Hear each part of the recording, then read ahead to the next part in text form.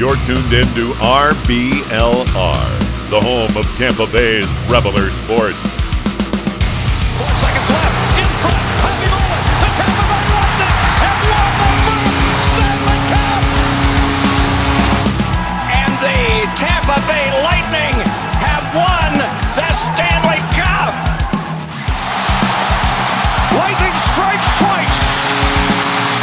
The Tampa Bay Lightning win their second straight Stanley Cup.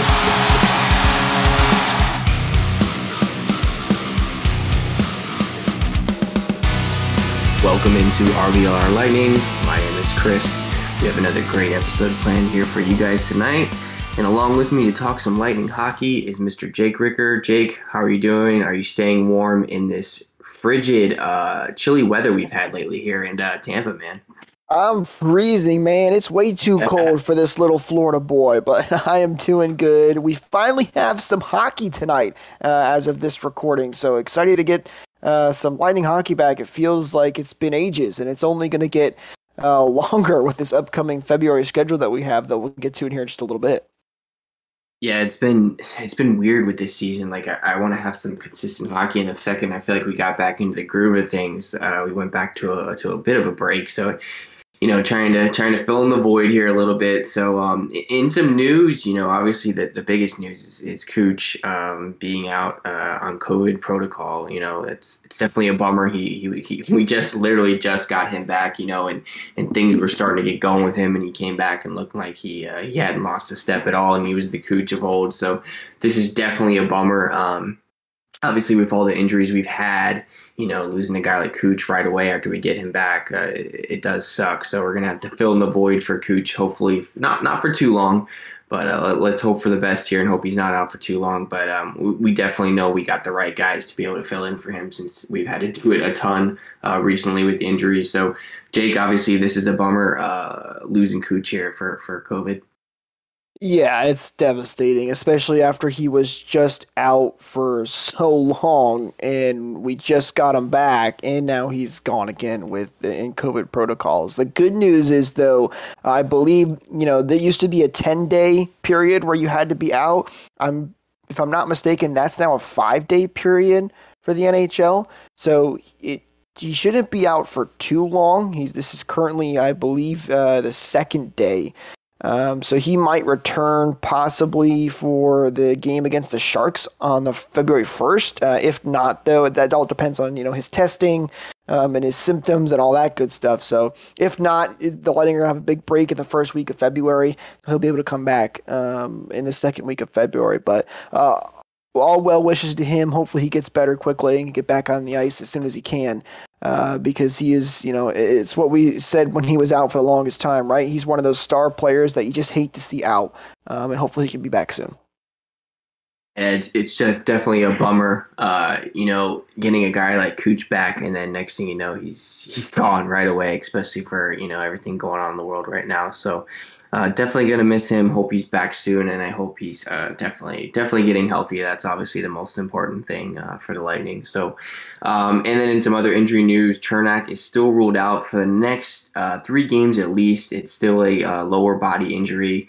Chernak's really been injured a lot, I feel like, this season. It's like he's on again, off again. He's back, and then I feel like he plays 2 games, and then he's hurt, and I feel like it's hard to really get any kind of rhythm when you're constantly being taken off the ice for injuries. So, Jake, obviously this is a bummer with Chernak being out for this extended time.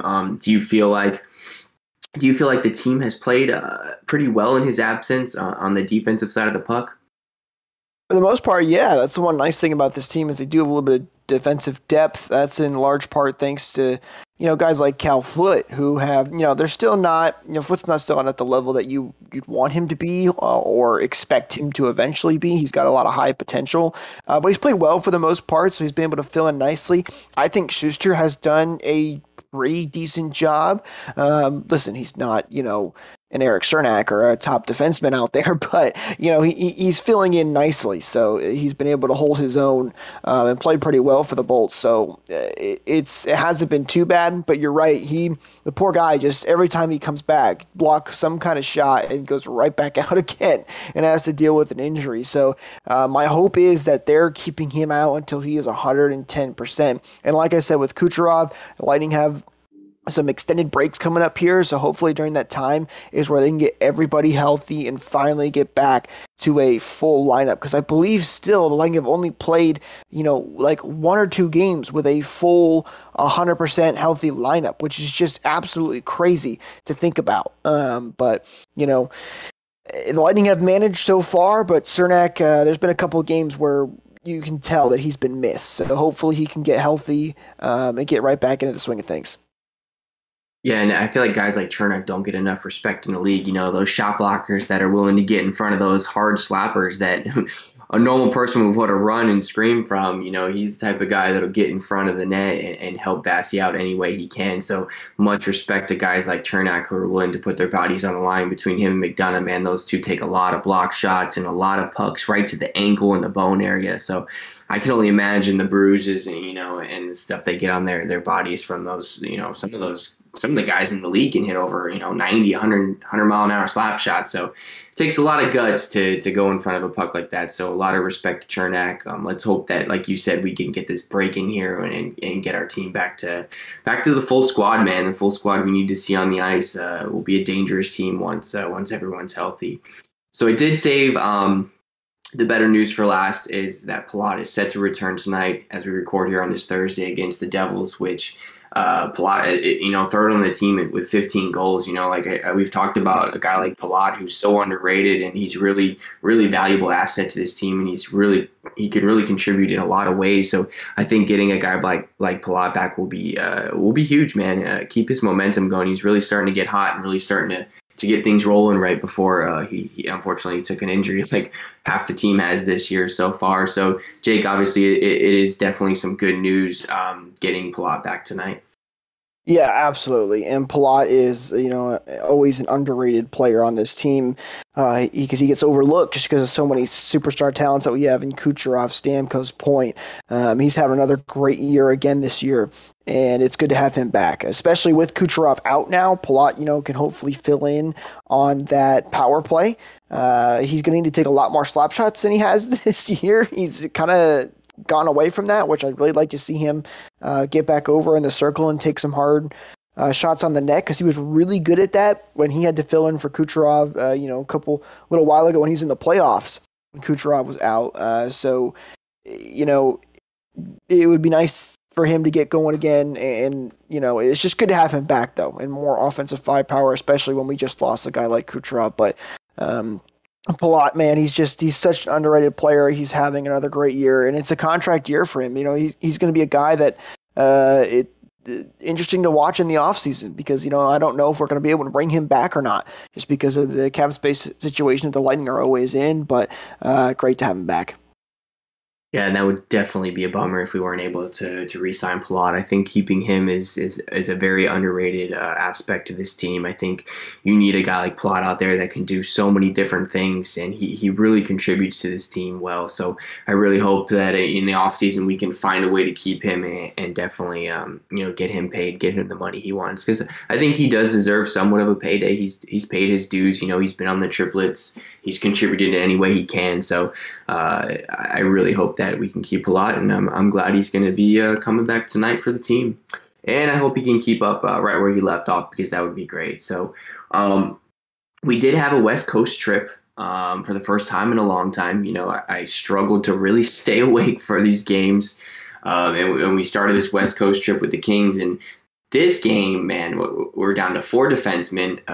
How about Victor Hedman skated 32 minutes and 37 seconds in this game? Now, I can only imagine, being on skates for that long in a game, and it felt like he had 2 goals. He had 2 goals, 4 shots, and he didn't look like he was tired at all, man. He looked like he could skate another 30 minutes. So it just goes to show how important Hedman is to this team in this type of game where it was a 6-4 battle. And you like you said last week, the Lightning find a ways. The Tampa Bay Lightning always seem to find a way to win, and they definitely did in this one because skating with 4 defensemen. I can only imagine how hard that would be. And for the team, to be able to still score 6 goals and come away with the win on this first game of the road trip was huge, because then you're starting off with some momentum, especially being down all the guys we are. Bellemare had a goal in this game. Joseph got on the scoreboard, and then Kucherov got on the scoreboard in this game, and then Stamkos got on the scoreboard. So lots of guys got on the scoreboard in this game. We were able, like you said, to find a way to win this game, and just an absolute stellar performance from Victor Hedman. So, Jake, how are you feeling about this Kings game, man? Were you into it? Like, were you trying to figure out how Victor Hedman was going to be able to survive this game? You know what the craziest part about that? It's not that he played that much in that game, but after the game, he said he was looking forward to it. Yeah. He was excited. Like, most guys would be like, great, we got 4 defensemen. I'm going to have to play 30 minutes. This is going to be such a... But he's like, this is what I love to do. I can't wait for this. I'm actually excited about it. Ryan McDonough actually said the opposite. He was like, oh boy, this isn't good. But Hedman was, ready for the opportunity. He thrived in it and played a great game, which is fantastic. That's the kind of mindset you want from your, Norris level defenseman in Victor Hedman, who's having another fantastic year. I was disappointed that I actually missed this game because I had to get up early for an interview in the morning, so I had to go to bed because these darn West Coast games, man, I cannot stand these 10:30 start times. These games end at like almost 2 a.m., which is just brutal for anybody on the East Coast time zone. And I know a couple people on Twitter were talking about how, when they're watching from different countries, it was like 3 a.m. for them watching these games, which is absolutely crazy. But the Lightning, they battled hard in this game. They buckled down. The defense, like we said, Victor Hedman played really well. And even when the Kings started to come back a little bit in this game, the Lightning went back and took control, and then eventually ran away with it in the third period and winning this one 6-4. So great job by the Lightning. It's another gritty win for them, which is something you love to see. They had a power play goal, which is good. Power play has been an issue for the Lightning pretty much all season so far. It's one area that I am a little bit concerned about now that we've just passed the halfway mark for the season. But overall, a good game, especially on the West Coast, because sometimes you worry about those first West Coast games with the team not being ready. Yeah, and I mean, even the Lightning were even outshot in this game, 36-25. So to be able to come away with, a victory in this first game against Kings, I thought it said a lot about the teams. Just like you said, find a way to win, and the power play did end up going 1 for 3. So we were able to at least, get on the scoreboard here with the power play. And we kind of talked about the power play last week and how I said I think it's going to start improving once we can finally get consistent lines out there and not guys going, coming from being hurt and then going back. And then, so I think we just need to get some consistency on the power play. And once we can do that, I think we're going to start to see the power play elevate into that top 10, percentage of the league. So this, we talk about power play. We can move on to this Ducks game where we can you could probably forget this game. Can we just skip this one? Yeah. Because that's what the Lightning basically did. And I thought about, man, let's not even. This is one of those games where at the end of the season, you put it in the past. You burn this game, you burn the tape, because nothing really went right for the Lightning in this game. And I don't want to take anything away from Gibson. He's been a tremendous goalie for Anaheim this year. He's really held them in a lot of games. He played really well in this game, but the fact that the Lightning were 0 for 7 on the power play in this game, man, that's you just can't let that happen. There's no excuse for that. If you're going to get 7 chances to be up a guy, you should be burying a couple goals. I mean, 0 for 7 is really, really bad. I don't know if I've actually ever seen 0 for 7, at least not from the Lightning anyway, not that I can recall. I could be wrong, but that's really, really bad and not good. So, we kind of talked about the power play last week and how it needs to improve, and this was the game where it just did not improve at all. I think everything we tried to do in this game just wasn't working. We only had 33 shots on goal. The Ducks had 35. Anaheim was just, they just played better hockey that night, and we just could not get anything going on the power play. So, Jake, do you want to burn the tape of this game? I want to burn the tape, take those remains, bury them deep into the ground, burn that, anything you can do. Yeah, this was a very brutal game. Remember how I said for the Kings game, the worry is, it's West Coast. Maybe the guys haven't adjusted to that new time zone. It kind of seemed like the Lightning kind of flipped that, where they played really good in the first game on the West Coast trip, and then they kind of just lost it. I don't know what happened in this game, but they missed their alarms. I think they never woke up for this one. This was just a bad game from start to finish. Really, they did get one goal in this game, so they weren't shut out, which was nice. But there's nothing positive to take out of this game. But like you said, it's an 82 game season. This is a game you forget about and you move on. It's as simple as that. But the power play was the biggest concern coming out of this game, because like you said, you cannot go 0 for 7. And it's not even like you have the excuse of, we didn't have Kucherov yet. Nope, Kucherov was back. Power play is basically at full strength right now. So to go 0 for 7, and a lot of credit, as you said, to Gibson, who played an unreal game, but still, at least get one. Like, even 1 for 7 is really bad, but at least get one. 0 for 7 is unacceptable, and that's something that is probably my top concern for the Lightning so far this season, now that we're just past the halfway mark. Yeah, this is, like I said, this is just going to be one of those games you just got to move on from and forget about it. And I'm sure the defense was completely gassed from that Kings game, but a couple nights before. So I'm going to give them the benefit of the doubt in that one, because as we rolled into this Sharks game, you do not want to play an upset Lightning team, because what will happen is the Lightning will put up 7 goals on you, and that is what the Lightning did against the Sharks. This was a complete opposite end of the spectrum from the Ducks game. It's like everything completely reversed, and the Lightning were absolutely on fire straight out the gate. Colton put 2 goals. Joseph had a goal. Killorn had a goal. Corey Perry, Braden Point, Stamkos, everyone was getting on the board in this game. Bassey had a great game. We pretty much dominated the Sharks from start to finish. This was almost like the Buffalo game 2 weeks ago, where we just came out, foot on the gas, didn't let up.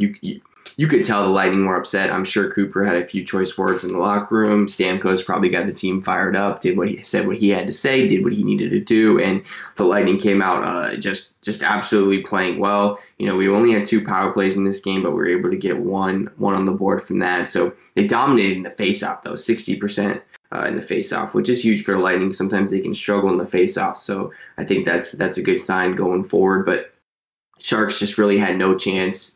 They just could not get anything going. Lightning played tremendous from start to finish. So, Jake, this was a complete opposite game from what we watched against the Ducks. So, what did you see in this game that made the Lightning just, score 7 goals? Yeah, complete 180, and you kind of hit on a couple of the things. 61% in the face-off circle. They only had 2 power plays, but they scored on one of them, so 50% on the man advantage, which is good to see. 31 shots on goal, which isn't a ton, but not bad. That means they were converting on a lot of their shots as well. They had a lot of odd-man rushes in this game that they took advantage of, which was nice to see. Everything from top to bottom was just nearly perfect in this game. So to come away with this road trip with 4 out of a possible 6 points, it is very good. That's great, especially for a West Coast road trip. The one guy I want to shout out, though, from this game is Brian Elliott, who played against the Sharks, and he was fantastic in this game, only giving up the 1 goal, obviously. And you know what? I've been really happy with Brian Elliott. Remember we talked at the beginning of the season, we weren't sure how he was going to be. He's going to be kind of similar to Curtis McElhinney probably. And to Curtis McElhinney's credit, he got a lot of extra hate than he probably deserved most of the time, but I think Elliott has played very, very well for the Lightning, and in those games where, they've scored a lot of goals on him, he's been hung out to dry, and when he's not hung out to dry, he's making a lot of great saves, and he's been a very, very good backup for the Lightning. So I'm very, very pleased with the way Brian Elliott has been playing, and he came up big for the Lightning again on this West Coast road trip. He did. And you bring up Elliott in this game, and it was a back-to-back, so you knew Elliott was going to play one of the games, and he did. He played really well for this game. He did what he needed to do, and that's allow 1 goal. And you got a guy like Bassey out, you just play the best you can at that point. How do you replace a guy like Bassey? So Elliott went out there, did his job, and the Lightning were able to come away with a victory and take 2 out of 3 on this West Coast trip, and that's fine. You're coming out on top. coming out above 500, these West Coast trips can be brutal with the sleep and the travel and everything else. So especially with the back-to-back in there too, that makes it even worse. So the Lightning, I think, overall, I think on this West Coast trip, we played pretty well, minus that Anaheim game. But like I said, I think the guys could have been gassed, a little tired, a little sluggish, and Gibson did bail Anaheim out a little bit. So, you brought up something, that's a good thing to talk about here if we want to do a midseason grade for the team. So, for the Lightning, for everything they've been through, for this season with the injuries, coming off of back-to-back cups, I'm sure they're gassed. I'm sure they're tired. We've played a lot of games in 2 years and everything going on with COVID. Honestly, so far, I would have to give the Lightning an A, man. I mean, they're sitting on top of the standings with all the injuries, everything going on. We've still find a way to win, and that's what it takes to win Stanley Cups, and that's what the Lightning do. So, as of right now, mid-season, man, I would give the Lightning an A, 100%, and I'm not even trying to be biased. I think we've overcome so much that how do you not give us an A? How do you not give a team, that's sitting on top of the league with half their, a lot of our main guys out for most of the season, the start of the season, and we've still found a way to win. So I got to give the Bolts an A. Jake, how are you feeling, man? I'm feeling great. So I want to bring up a couple of things. So we're at 43 games played, which is one game past the halfway mark. And our current record is 28-10-5, 61 points. So, Chris, I want to ask you this. What do you think the Lightning's record was last year after 43 games played? Oh, gosh. Man, that's a tough question. I would have to say somewhere – I would have to say somewhere close in that range, I would like to say. So you're basically yeah, essentially maybe around where we're at now, I would say. You're exactly right. So it's almost identical, actually. The Lightning's record last year, 29-12-2 at this point. So you could argue even a little better this year with a little more overtime losses, picking up some more points. But right. If you would have told me that, at the beginning of the season, you're like, all right, you lost an entire line of your team last year. You've lost a lot of big pieces in Gord, Coleman, Goodrow, and you're going to have the same record at the halfway point of the season. I would not have believed you. I mean, that's pretty impressive to lose some of your big guys on this line and still be in this position. Now, granted, their goal differential is a little bit lower than it was last year. They've scored a little more last year than they did this year. But overall, they're basically in an identical spot to what they were last year. They're sitting in second place in the Atlantic and Eastern Conference right now, third in the entire NHL. I mean, that is extremely impressive for where this team is at and how many guys they've lost. And that's a credit to the new guys that they brought in. Corey Perry, Bellemare, both been fantastic for the Lightning. Bellemare especially on the penalty kill. And then you've got the rookies, Taylor Radish and Boris Tkachuk, who have both been fantastic. They've really jumped into their roles. So, yeah, my grade's an A- for the Lightning. I think they've been fantastic. A couple places I'd like to see them improve. They've been a little inconsistent here and there, which, you're going to see in the regular seasons. That's not a huge deal, but maybe a little more consistency would be nice.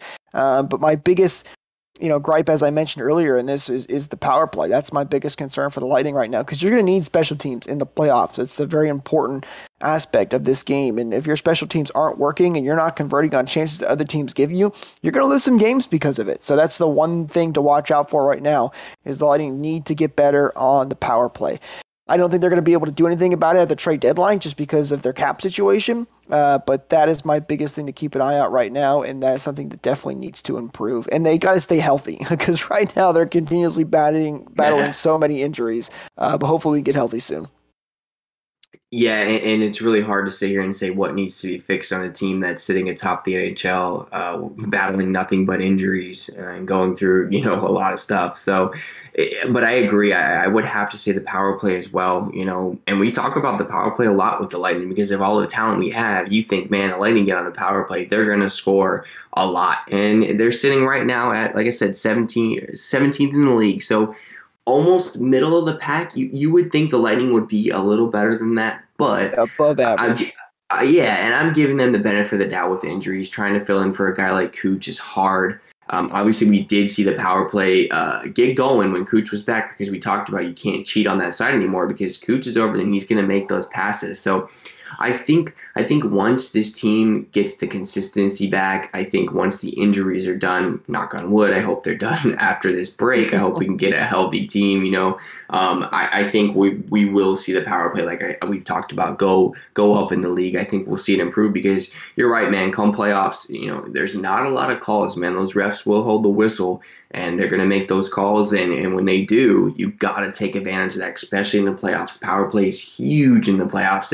It's a chance to take momentum. It's a chance to swing everything your way, and it's a chance to get some goals on the board. So I have to agree with you 100% on that, man. I think the power play does have to improve. That, and then the only other thing I want to see is Joseph finish on some of his shorthanded chances. That poor guy, must had 20 shorthanded chances on the penalty kill, and he just doesn't ever seem to score on them. So that'd be nice to see if he could start finishing some of those chances. That'd be a nice boost to the penalty kill, which has already been pretty decent this year. Yeah, it's funny. I do feel bad for Joseph. I'm always like, oh, who's that in the breakaway? Oh, it's Joseph. Oh boy, and he misses the net. And it's like, his stick broke. Yeah. You gotta feel like eventually that's gotta stop. You would hope the hockey gods will take his back a little bit, and he'll get some puck luck, and hopefully he'll be able to bury one in there because he's got the speed to do it, and that's why he's out there in that penalty kill. He can get that breakaway if Cirelli's able to break up a pass and get Joseph going. So I think Cooper has a lot of faith in Joseph. We've definitely seen Joseph improve over the past couple seasons. So I think eventually, hopefully he is able to bury one in the back of the net, because those chances are hard to come by. And if you can score shorthanded, man, that's definitely a way to swing some momentum your way. So overall, yeah, I think we're sitting pretty well halfway through the season. Let's get past these injuries and let's start looking forward to the playoffs. So we do have a couple games before next week. We got the Devils coming up here tonight, and then we have the Vegas Knights in town Saturday night. So obviously you don't want to overlook a team like New Jersey, but I think the Lightning should be able to come away with this victory. We could see a slow start. We've had a couple of days off. Sometimes when the Lightning get too much rest, they seem to have a sloppy start. It seems to sometimes take them a period and a half to really get things going. So I think the Lightning should be able to come away with a victory against a struggling Devils team who's sitting at 15-21. They're on a 2-game losing streak. They're sitting in 7th place in the Metropolitan. So I think the Bolts will be able to come away with a victory here. Although the Devils did beat us earlier this year, so I guess anything is possible. But being on home ice, the crowd's going to be wild, be into it. So I think the Bolts will be able to come away with the win against the Devils. And then obviously you got Vegas coming in, man. Vegas, like I said, they always play us tough. They're sitting in first place in the Pacific at 25-15. They are on a 1-game losing streak, but I think that will be a tough game on Saturday night. Definitely looking forward to that one. It's always a fun time when we play Vegas. So Jake, anything in these 2 games that we should be worried about? Well, coming into this game with New Jersey, you mentioned that we lost earlier into the season. Jan Rutta was talking to the media earlier this morning, and he was saying that the Lightning remember that. It's being talked about in that locker room, and they have a bad taste in their mouths, and they want to right that wrong, if you will. So I expect the Lightning to come out in full swing tonight. Hopefully they don't show too much signs of rust, because they're going to have some even bigger gaps coming up here in the month of February. So hopefully that's not an issue for this team this year, but I expect them to play hard tonight against the New Jersey Devils, with especially after that recent loss. They don't want that to happen again. And, especially at home, as you mentioned as well, the Lightning have been so good at home. So you expect that to continue. And then as for Vegas, we haven't got to see too much of them. Vegas is a very good hockey team. They're hopefully getting Jack Eichel back for them soon enough, as he's getting closer and closer to return. Luckily, that will not be when we face off against him, so we don't have to deal with that quite yet. But the Lightning also always seem to play Vegas in high-scoring games. I feel like all the time these come down to 6-5, bunch of power plays, those types of games. So maybe the Lightning can play a little more defensive there. They can pull out a win. That'll be one of the tougher games coming up here. And then they got the Sharks on February 1st as well. And then they're going to have that week-long break coming up. So just the main thing is get through these next 3 games in this homestand healthy. Try to be as healthy as you can. And if you do have some injuries, it's time to rest up. Yeah, because we do have a crazy February coming up. Obviously, with the league, adding in those extra games that we had to make up for. We do have a couple back-to-backs coming up in February. The schedule seems to be crazy. There's going to be some tough battles in there, man. I guess a lot of teams are going through it right now, so it's just going to be one of those things where the Lightning are going to have to be the findaways again, man. Tough schedule. The Lightning seem to play pretty well against a tough schedule. I seem to the one thing with the Lightning is like we talked about. I feel like when they play more consistently, I feel like we get a better team. When they have those couple days off, they just seem to kind of be lackadaisical to start the game. So I honestly am okay with the back-to-backs, the closer games, the one-day breaks. I think the Lightning play a lot better when that happens. So Jake, how about this crazy February we got coming up with these makeup games? How are you feeling about this? So I'm really interested to see how this all plays out. So for those that don't know, we were supposed to have the 3 weeks off, almost a little more than 3 weeks actually, for the Olympic break. Now that the Olympics aren't happening, the NHL tried to schedule as many of the makeup games as they can in this window. However, the Lightning only missed 3 games due to COVID. So they didn't have many postponements. So they only have a couple of games in this break, which means they still have, 2 very considerable big gaps. They have basically a week off after San Jose, and then after a game against New Jersey, they have 6 days off before they play the Edmonton Oilers. So is this going to benefit them in the thought that, well, they can get really healthy in the month of February, especially right before the outdoor game, which they've got coming up at the end of February, which I cannot wait for? Or is it going to be an issue for them where they're going to be super rusty coming into that game against Colorado, coming into that game against New Jersey, coming into that game against Edmonton? Is that going to be an issue for them because they're going to have so many days off? I'd like to think it's going to really benefit the Lightning here just because they have so many injuries they're dealing with right now, and guys like Kucherov who are on COVID protocols can get back into the lineup and ready to go. I think that's going to be a big plus for them, but it'll be interesting to see how the team responds to these 2 big gaps that they have coming up here. And of course, you have the All-Star game coming up as well, which we will have a lot of representation at, which is something to look forward to this month.